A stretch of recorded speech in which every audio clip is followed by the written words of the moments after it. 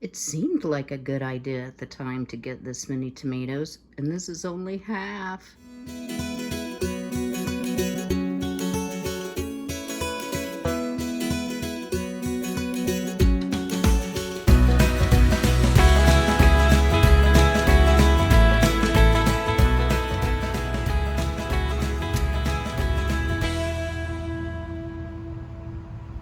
Well, welcome YouTube friends and family to All Things Tomato today.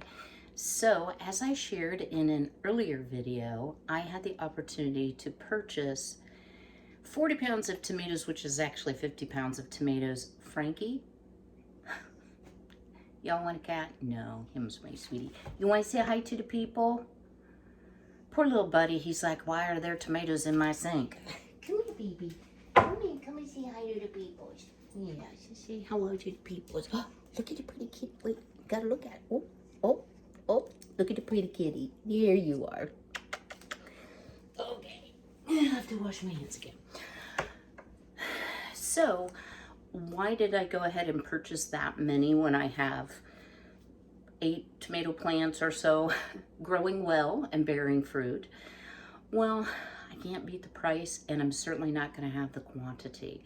So I paid about 80 cents a pound for these tomatoes, and they are organic. When you go to, let's just say Walmart, because that's where I looked, even non-organic tomatoes are $1.38 a pound. And guys, they taste like nothing. They're hothouse tomatoes. They aren't tasty.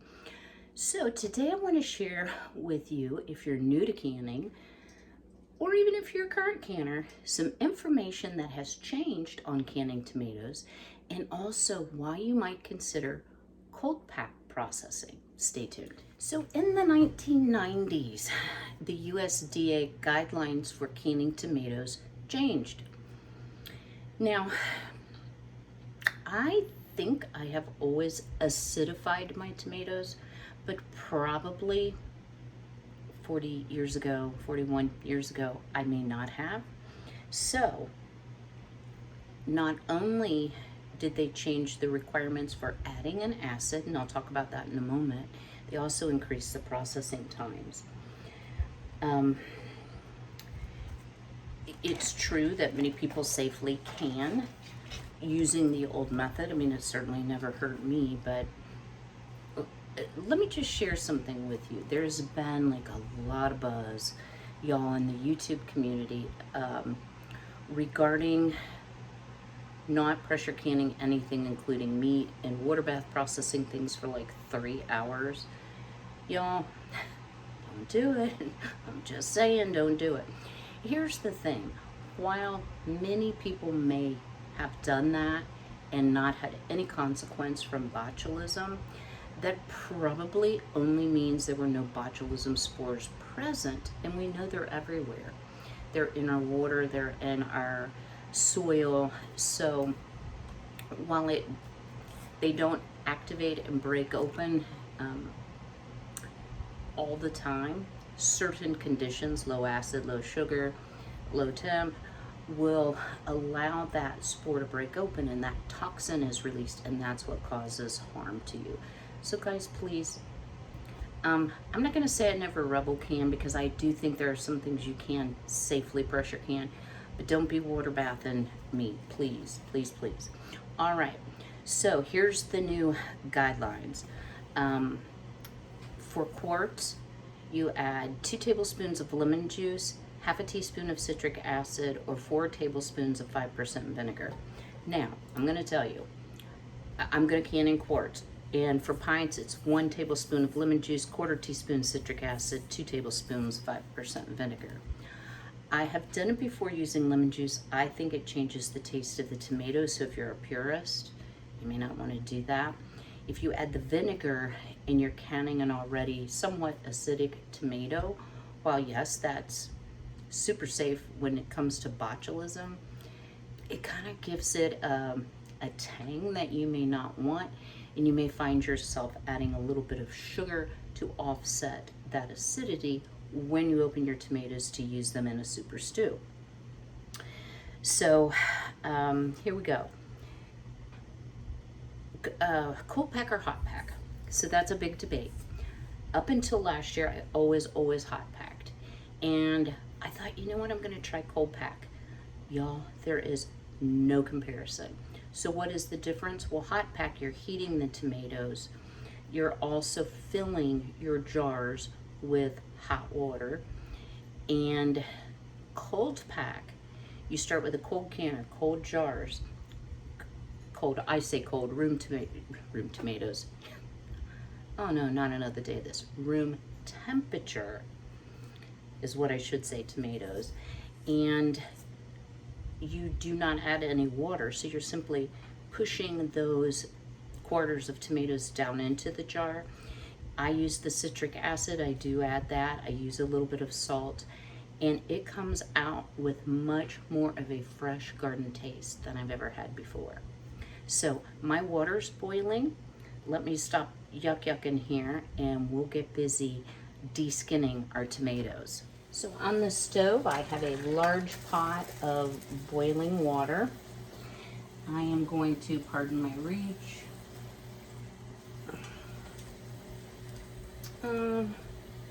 that's 6 tomatoes, just to fill up the pot.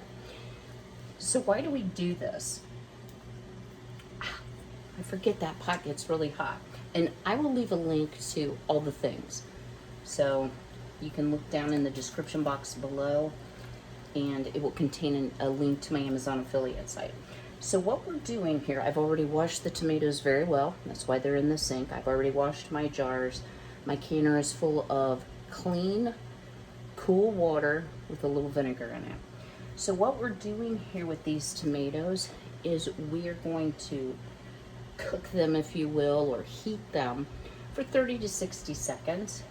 And I just drop the temperature dramatically. But what we want is we want those skins to start splitting, and then they will just slide right off the tomato.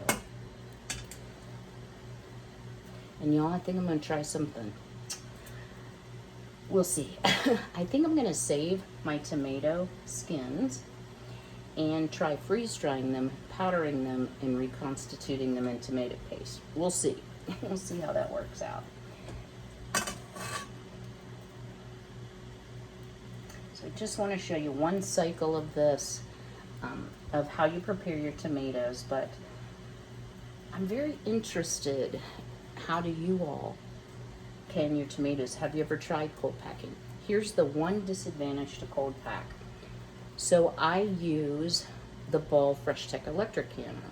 Well, by the time I heat up all that water, if I have to wait until it's back to room temperature, it takes a long time. So you can't just process without getting something else you can water bath in. And I do have other things that I can water bath in.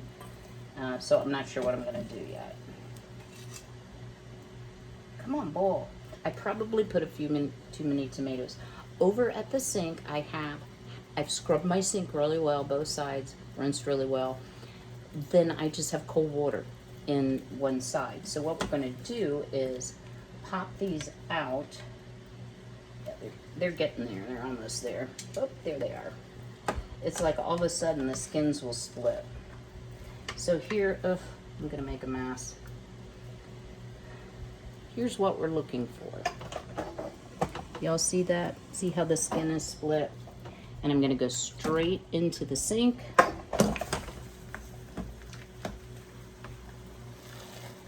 I might have left those a little longer than necessary, but it doesn't actually hurt anything, excuse my ear. So I'm gonna keep doing this till I have them all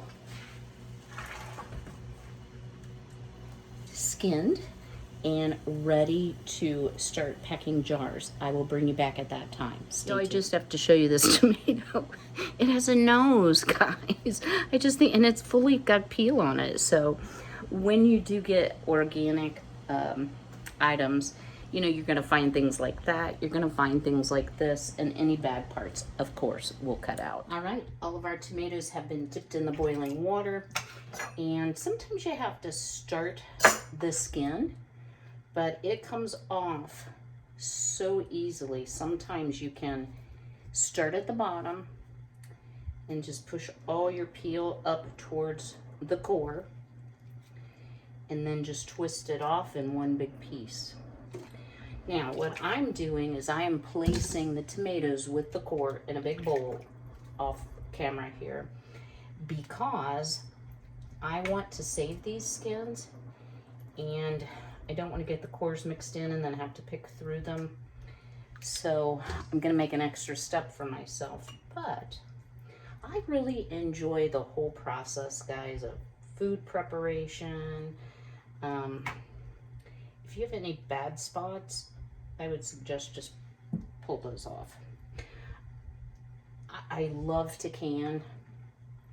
My dilemma is usually the pressure of outside. At the same time, I need to be canning.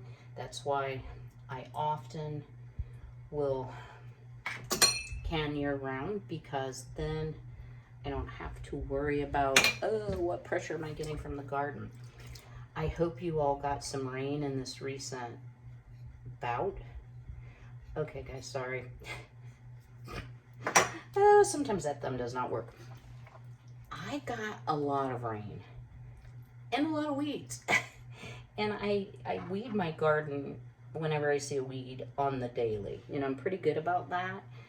But when it's pouring the rain, of course, I'm not out there weeding. Oh, my word, y'all. Do I ever have weeds? But that's okay. They're just weeds, and I can pull them. So I've been pulling them bit by bit. Even yesterday, it spit rain off and on all day. It didn't really accumulate. It just was annoying. But I can really tell a difference in my garden since we've gotten some natural rain. So I now have corn ears. I counted, I think, 16 developing. We'll see if they come out. Hope and pray they do. I have little cucumbers on the vine, and you'll have to remember I have a late garden because I'm in zone 6A, and we had late frost this year, so, or a late frost free day, maybe I should say it that way. So I waited until almost the middle of May, even though a lot of things I had started indoors, or most things. A lot of things were direct seed too, so they're going to be a little bit behind. I have peppers of all sorts coming on, except my jalapenos, but they'll come. They're blooming. They just take a while. Those were started indoors from seed. What else do we have out there? I have some pumpkin growing, which I'm so excited about. I think that's my favorite thing to grow. And I love to eat pumpkin, but sometimes, and what's growing the best is jack-o'-lanterns, of course, not the sugar pie, but I've got some pie pumpkins, and it's early yet. It's been so everlasting hot. That may be part of the reason that my pumpkins are a little bit behind. But I have been watering very faithfully, been using organic fertilizer, so I have very, very high hopes for my garden. I'd love to hear how your garden is doing, y'all, and I love your comments. Please don't stop commenting. I know I don't always ask you for a comment, but anything you want to share, whether it's relative to the video or not, I love hearing. I love talking to each and every one of you. I appreciate all of your kind words, your faithfulness to watch. That just means so much to me. This morning I was at 3,055 subscribers. I'm going to do a big shout out here to Miss Tessie over at Homestead Tessie. You know, y'all, I know not everybody likes to watch channels just because, you know, I say, ooh, it's a really good channel. What I can tell you about Tessie is she's really been such a dear friend to me and so supportive. And if anyone epitomizes, if you will, that whole community above competition, it is Tessie. I mean, she has promoted my channel and promoted my channel and promoted my channel. And every time she does, I grow, and I greatly appreciate her. So Tessie, if you're watching, I know she is so busy right now, and as am I, but her homestead is bigger. She has so much going on. She has 2 channels now. You know, there's all the reasons that you get super busy. So I totally understand that. But she puts out a video every day. Yeah, that's not happening here, folks. I don't know how I'd find time to breathe if I did that. So what I'm doing here, and then I'm gonna pause because I know y'all know how to peel tomatoes, but I am cutting out of the peel any discolorations, etc. Because, as I've said many times, your food is only as good as what you put in the jar, can, freezer, vacuum sealed package, whatsoever you're using. So I don't want that in my tomato paste. I hope this works. The worst that can happen, sometimes I have to do that, guys. What's the worst that can happen, Kim? The worst that can happen is that it doesn't come out. And I don't know why it wouldn't. I've seen people dehydrate their tomato skins, but I am thinking freeze drying is going to be so much better and quicker. I can actually pre-freeze the tray or two of tomato skins, and that will cut down on the dehydrating time. I can also stretch them out like on a paper towel and try to get some of the water that obviously is being put into it by what I'm doing here. Try to get some of that out. So I'm making short work of this, guys. See, it's not hard. And I will fully admit to you all, there are times that I will say, I don't know why I try so hard, you know? I don't know why I don't just go to the store and buy canned food and say forget it. But the truth of the matter is, that only really comes to light for me when I'm having a rough time with my health. And I think I would be lost without all of these things that I have always loved to do. Now, true, before I retired, I did not do them in the volume or frequency with which I do them now. But I think with what's going on in the world, and y'all don't be lulled into a false sense of security just because gas prices went down a little bit. Just saying. You know, everything I read, and I'll just say do your own research, the true food shortages are not going to hit until 2023. And I believe that. Because a lot of what's in the store right now that we're consuming is old. You know, it's been there, or it's been on order, or it was just hung up in shipping. And so things are,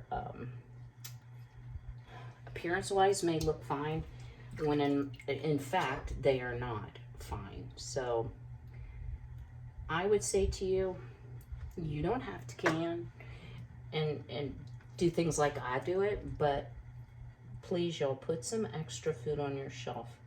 It's always good insurance. Even if nothing ever happens, all you're gonna have is a good cushion of food should you want to take a break from grocery shopping, do a no spend month. You know, there is, to me, there's not a single reason not to prep. So that's my 2 cents. I guess I should rinse off my hands and quit yakking, and we'll get started on actually getting these in the jar here in just a moment. Stay tuned. We're getting ready to start filling our jars. I wanted to share a little bit more information about guidelines, new guidelines for processing tomatoes. So if you are crushing them, you should hot pack them only. If you're making tomato or vegetable juice, hot pack. Tomato sauce, hot pack. Whole or half tomatoes raw, you could cold pack or hot pack. So we're gonna cold pack today. So why are some things like not acceptable to cold pack? Well, if you think about the consistency of crushed tomatoes or a sauce, it would be a little bit harder for the heat to penetrate to the very center of the jar and thus render it safe. So, before we start filling, I do want to share one more thing with you, and I am using the Amish Canning Cookbook. I also check the ball.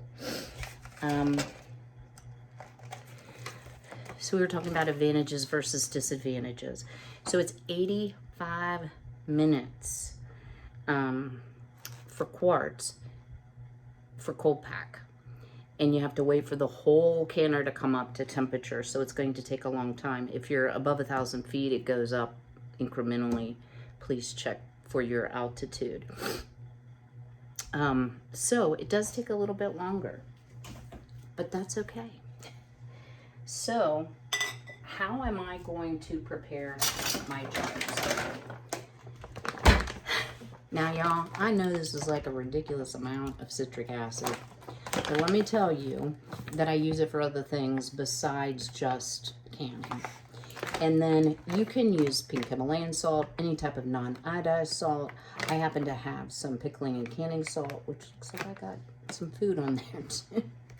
So we're going to put in each of our quart jars, we're going to put half a teaspoon of citric acid and a teaspoon of salt. Now, if you are concerned about salt, you could leave it out, but don't leave out your acidifying agent. Yeah, this bag is like ridiculous, y'all. Okay, really, let me put some of it in a little dish. It'll be, should have thought about that. So I'm just going to go through and add half a teaspoon. You can add it before you put your tomatoes in or after, either or. But I really personally prefer the citric acid. I did notice in the Amish canning cookbook it said, oh, you can add a little sugar to offset the acidity if you're using vinegar. And I'm like, yeah, I don't want to add sugar. So get the spoon the right direction. So a teaspoon of salt. And salt at this point is really just adding flavor. If you are salt sensitive or you're concerned about adding salt to your diet, you could certainly leave it out. I personally like it in. Okay, so we have our jars prepped. Now here comes the fun, squishy, messy part, and it is messy. So here's my bowl of tomatoes. It is large and in charge. And I do have my lid soaking in just some warm tap water. And again, everything has been washed. So here's what I found, guys, is the easiest way to do it. You have to throw some around like that because that makes it taste better. You know, seriously, just use your hands. I do use the funnel until I get pretty close to the top. And then we're going to squish it because you may be wondering, well, how can you can something without any liquid? Well, the tomatoes will juice and we'll be pushing them down and aiming for about a ½ inch headspace. And this is a time that you're going to want to make sure that you debubble. So let me see if I can show you. So here's a huge air bubble. Oops, here we go. But you can see that I'm getting liquid from squishing the tomatoes. So let's add a few more. All right, I need a hand cleaning thing. Oh, over here. So I would know where it's at. And I am wearing an apron today because this is kind of a messy job. So what I'm going to do here is I'm going to debubble. Because cold packing can leave a lot of room for air bubbles, which is something you don't want in your canning. Yeah. See another big bubble. So you may have to fuss with it a little bit, but the pleasurable part of this is everything's not boiling hot and burning your fingers. Okay. So yeah, I would say debubbling is pretty key and might be something that takes a little bit longer. Now, is that too much? I think it's okay. All right. I'm going to clean my rims really well with vinegar. I have always used vinegar. Some people just use warm water. I think the vinegar, especially if you have anything that's greasy, higher in fat, you know what, y'all, that is a little bit over the top. Take out a little bit.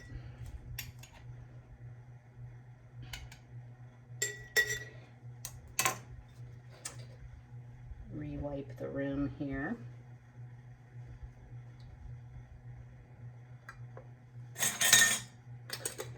And you want your band just finger tight. And we are going to keep filling our jars. I think these are wide mouth. I think I can only get 6 in, but I'm gonna go ahead and set them in the canner as I prepare them, and I'll come back and tell you how long. Then we will turn our canner on. We will let it process for my altitude for 90 minutes. Stay tuned. I was able to get 7 wide mouth quarts into the canner. So the Ball electric canner does have a max fill line, which we're right below that, but we still have about 1.5 inches of water over the jars. I am going to put the cover over to help hold them down. I had to empty out some water, so you'll excuse the watery lid. All right, the nice thing about Fresh Tech is you simply turn it to canning, and you don't have to stand over it like a pressure canner. I'm not going to go outside and do work and ignore it, but we will wait until it's up to a full rolling boil. Then I will start timing, again, 85 minutes for quarts. For 1,000 feet or under, I will be doing it 90 minutes and pulling the lid, letting it sit for 10, and then pulling out the jars. I did not get through. 7 quarts did not take care of the 20 pounds, so I have more jars to fill and more tomatoes to process. Stay tuned. Our first 7 quarts of tomatoes are out of the canner. One nice thing about the long processing time is it kind of gives you some time to finish all the rest. So I have 7 quarts here, and then over here I have 11 more, so I need to process 2 more times. Because of this, I decided to empty the hot water out of my canner, let it cool a little bit, and filling it now with cold so I can just continue to process and get this project finished up yet today. So I hope you will give cold packing tomatoes a try. I think you will find a big difference in the taste rather than adding water. Much richer, much more tomato flavor. A little bit more time for sure, and a little bit more effort to let your canner cool down in between, but I think it's well worth the difference in taste. So I hope you've enjoyed today's video. Don't forget to drop me a comment, smash that like button, share the video if you know someone who has lots of tomatoes on the vine or is interested in learning how to can tomatoes. So I will see you all again on Thursday, and until then, be well, be healthy, be blessed, take care.